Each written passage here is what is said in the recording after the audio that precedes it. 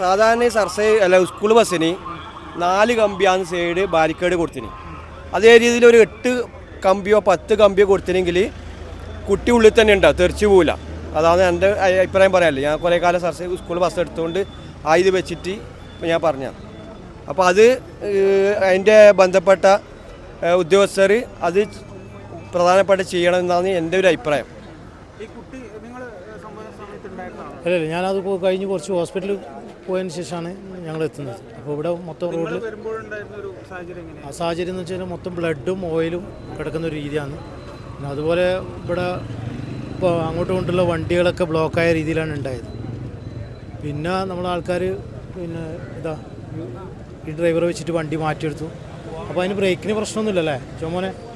ബ്രേക്കിന് പ്രശ്നമൊന്നുമില്ല.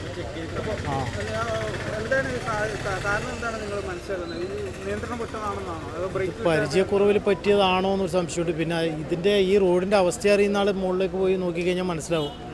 അവിടുന്ന് സ്പീഡിൽ വന്നു കഴിഞ്ഞാൽ ഏത് വണ്ടിക്കും ഇവിടുന്ന് കിട്ടൂല, അല്ല ബ്രേക്ക് പോയി കഴിഞ്ഞാലും കിട്ടൂല.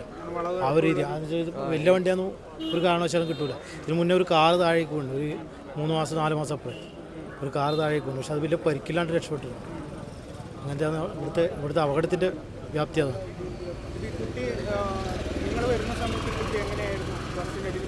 അല്ലല്ല, ഞാൻ വരുന്ന സമയത്ത് ഹോസ്പിറ്റലിലേക്ക് ഹോസ്പിറ്റലിലേക്ക് പോയാൽ ഏകദേശം കുറുമാത്തൂർ.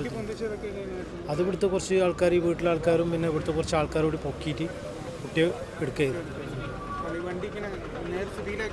അതന്നെ, കുറച്ച് ആൾക്കാർ കൂടിയിട്ട് നേരെ സ്ഥിതിയിലാക്കിയതാണ് ആ സമയത്ത്. അന്നേരം കുറച്ച് വണ്ടികളും ആൾക്കാരൊക്കെ വന്നു. സ്ഥിരമായിട്ട് അപകടം എന്നല്ല, ഒരു അപകടം സാധ്യതയുള്ള ഒരു സ്ഥലമാണ്. കാരണം ഒന്ന് അങ്ങനെ ആ ഭാഗത്ത് സ്പീഡിലാണ്. ഇതിപ്പോൾ ഈ ബസ് മറിയുന്ന സമയത്ത് ഇവിടെ വണ്ടി ഇല്ലാത്തതും അതുപോലെ ഇവിടെ പാർക്ക് ചെയ്തിട്ടൊക്കെ വണ്ടി ഉണ്ടായിരുന്നു.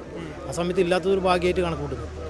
എന്നുവെച്ചാൽ അത് ആ ഭാഗത്ത് നിന്ന് വരുന്ന വണ്ടികളൊക്കെ സ്പീഡിൽ വരുന്ന ഇതാണ്. അതുപോലെ ഇങ്ങനെ ഒരു വണ്ടി വരുന്നത്, ഇവിടെ ഒരു സ്കൂട്ടർ അങ്ങോട്ട് കയറുന്നിട്ട് ഇതൊരു അപകടമുള്ള ഒരു വളവായിരുന്നു. ഈ അങ്കമ്പാടി കുന്ന്, ഈ കുന്ന് ഞങ്ങൾ അങ്കമ്പാടി കുന്ന് അതിന് പറയാം ഈ നാട്ടുകാർ. ഇത് കുറച്ച് വീതിയൊക്കെ വന്ന് ഈ സൈഡിലൊക്കെ കഴിഞ്ഞാൽ ഇനി ഒരു അപകടം ഒഴിവാക്കാം. വീതി കൂട്ടിയിട്ട് ഗവൺമെൻറ് അധികാരികൾ അത് ചെയ്യണം എന്നാണ് നമ്മളെ അഭിപ്രായം. ഇതിനൊരു അപകടം നടക്കുന്ന ഏരിയ ആണ് ഇത്.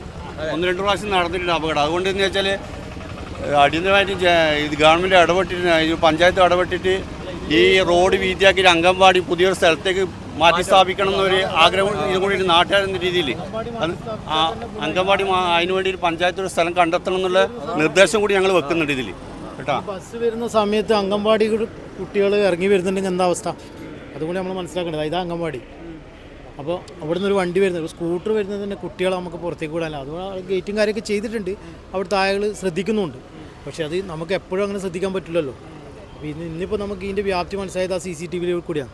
ഇല്ലേ നമുക്ക് മനസ്സിലാവില്ല.